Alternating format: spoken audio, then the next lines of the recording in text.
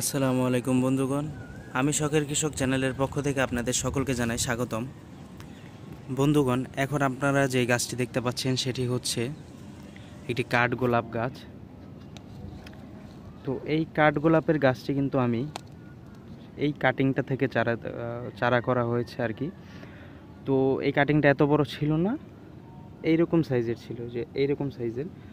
তো আজকের ভিডিওতে মূলত আলোচনা করা হবে যে কাঠগোলাপের কাটিং থেকে কিভাবে চারা তৈরি করা যায়, একদম বিস্তারিত এই ভিডিওতেই দেখিয়ে দিব। এই প্রসেস অবলম্বন করলে ইনশাল্লাহ আপনারা সবাই কাঠগোলাপের চারা তৈরি করতে পারবেন। দেখতে পাচ্ছেন এখানে কিন্তু কলি আছে এখনও এবং ফুল ছিল। তো এখান থেকে যে আরও কিছু ব্রাঞ্চ বের হচ্ছে, এগুলোতে ইনশাল্লাহ আবার ফুল আসবে। এই যে, তো দেখতে পাচ্ছেন আরও বেশ কিছু চারাও কিন্তু আমার কাছে আছে। এই যে এগুলো কিন্তু আমি এই যে কাটিং বসিয়েছি এইভাবে,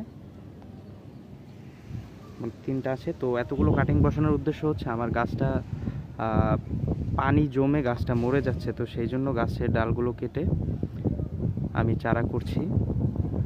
তো যতগুলো ডাল হয় সবগুলোই চারা করব। তো অনেকেই আছেন যারা চারা কাটিং বসান কিন্তু চারা হয় না, তো সেই জন্যই ফুল ভিডিওটা যদি আপনারা অবলম্বন করেন বা দেখেন তাহলেই কিন্তু ইনশাল্লাহ চারা তৈরি করা সম্ভব হবে। তো চলুন ভিডিওটি শুরু করা যাক। বন্ধুগণ, এই হচ্ছে আমার কাঠগোলাপ গাছটি। তো এই যে এখানে পানি জমে থাকে, এই পানি জমার কারণে গাছটা আর কি মারা যাওয়ার মতো অবস্থা হয়ে গিয়েছে। তো এখান থেকে একটা ডাল করে দেখাবো। এই যে ডালগুলো দেখতে পাচ্ছেন, এই ডালটা যদি আপনারা এই তিনটা এই যে ব্রাঞ্চ সহ একদম লাগিয়ে দেন তাহলে কিন্তু এই কাটিং থেকে চারা হবে না। এর আগে আমি বসিয়েছি, হয়নি, অনেকের হতেও পারে, তবে আমার হয়নি। তাই এগুলো আমি নেব না, আমি এই রকম ব্রাঞ্চগুলো নেব। আশা করি আপনারা বুঝতে পারছেন, রোদের কারণে হয়তো একটু দেখতে অসুবিধা হচ্ছে, তাও আশা করি বোঝা যাচ্ছে। তো এই যে এরকম সিঙ্গেল যে ডালগুলো আছে সেগুলোকে আমি কেটে নেব। তো এইভাবে 45 ডিগ্রি অ্যাঙ্গেল করে আমি কেটে নেব, কেটে তারপর আপনাদেরকে দেখাচ্ছি।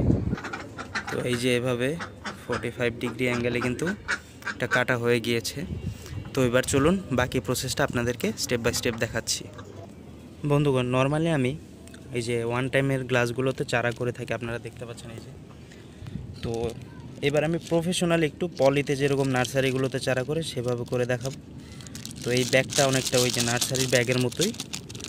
এই যে দেখতে পাচ্ছেন এখানে কিন্তু আমি মাটি রেখেছি। এই মাটিতে জৈব সার আর মাটি, এই দুইটা উপাদানই আছে, মাটির চাইতে বেশি জৈব সার আছে। তো এই মাটির সাথে আমি 50%-এর মতো বালি মিশিয়ে নেব, যাতে জৈব সারটা নিউট্রিলাইজ হয়ে যায়। জৈব সার কম থাকলে সমস্যা নেই, তবে যদি বেশি থাকে তাহলে কিন্তু গোড়া পচে যায়। অনেক ক্ষেত্রে অনেক গাছেরই আমার গোড়া পচে যায় এই জৈব সার বেশি হওয়ার কারণে, যেহেতু আমার এই জৈব সারটা মুরগির বিষ্ঠা থেকে তৈরি। তো কথা বাড়াবো না, এখানের যে মাটিটা আছে সেই মাটির সাথে কিছু পরিমাণ বালু মিক্স করে নেব।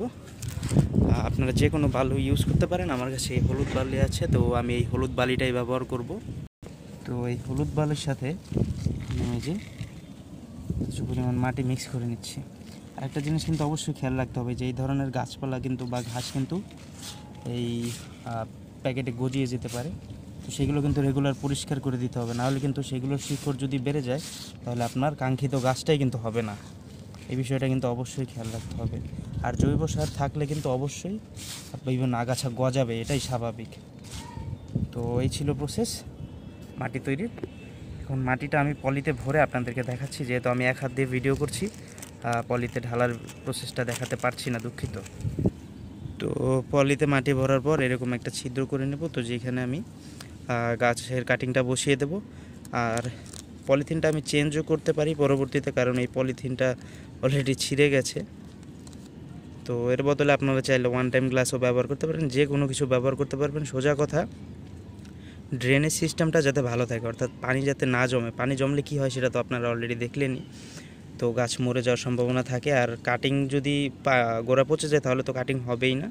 তো জাস্ট এই গর্তে নিয়ে একদম নিচে পর্যন্ত যাতে একটু মাটি থাকবে, এই পরিমাণ মাটি রেখে তার উপরে কাটিংটা বসাবো। উপরে যাতে না হয়, তাহলে কিন্তু ঝড় বৃষ্টি যে কোনো কিছু হলেই গাছটা পড়ে যাবে। তো জাস্ট এভাবে বিসমিল্লাহ বলে আমরা গাছটাকে রোপণ করে দেব। শেষ। এখন যে উপরে ফাঁকা জায়গাটা আছে সেটা আমরা মাটি দিয়ে ফিল আপ করে দেবো, ব্যাস, আমাদের আর কোনো কাজ করতে হবে না। আপাতত এর বাইরে আর কোনো কাজ নেই, শুধু পানি দেওয়া। তো পানিটা বেশি দেওয়া যাবে না, আবার কমও দেওয়া যাবে না, যাতে গোড়াটা একেবারে শুকিয়ে ফেটে না যায়, আর যাতে পানি জমেও না থাকে, এই বিষয়টা খেয়াল রাখতে হবে। ইনশাল্লাহ এভাবে রেখে দিলে কারো ক্ষেত্রে 10 দিন 15 দিন, কারো ক্ষেত্রে 1-2 মাসও লাগতে পারে, সমস্যা নেই। ধৈর্যটা আপনার ধরতে হবে। ধৈর্য ধরতে পারলে এই ধরনের কাটিং করা অনেক সহজ। কারণ আমি অলরেডি কিন্তু অনেকগুলো কাটিংয়ের ভিডিও দেখিয়েছি আপনাদেরকে, এবং বাগান বিলাসের কাটিং থেকেও আমি চারা তৈরি করে দেখিয়েছি। তো সেই ভিডিওগুলো আমার চ্যানেলে দেখতে পারবেন আপনারা যদি ভিজিট করেন। তো এই ছিল আমার কাঠগোলাপ এর চারা তৈরি করার প্রসেস। তো এখানে আমি আপনাদেরকে কিভাবে আলতো করে পানি দিতে হয় সেটা দিয়ে দেখিয়ে দেব।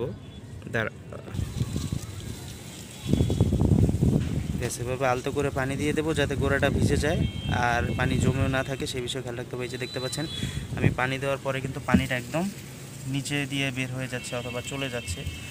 তো এই প্রসেসটা যাতে মেনটেন থাকে তাহলেই কিন্তু এরকম চারা তৈরি করা সম্ভব হবে। তো অলরেডি আমি এই চারাটা বিক্রিও করে দিয়েছি একজনের কাছে, সে কিছুদিনের মধ্যে এসে নিয়ে যাবে। তো আশা করি ভিডিওটা আপনাদের কাছে ভালো লেগেছে। তো ভিডিওটা যদি আপনাদের কাছে ভালো লেগে থাকে তাহলে অবশ্যই চ্যানেলটি সাবস্ক্রাইব করবেন এবং ভিডিওতে কিন্তু একটি লাইক দিয়ে দিবেন, এবং কমেন্ট করে আপনাদের যে কোনো প্রশ্ন থাকলে করতে পারেন, সমস্যা নেই। তো সকলের জন্য অসংখ্য শুভকামনা রইল। আসসালামু আলাইকুম রহমতুল্লাহ।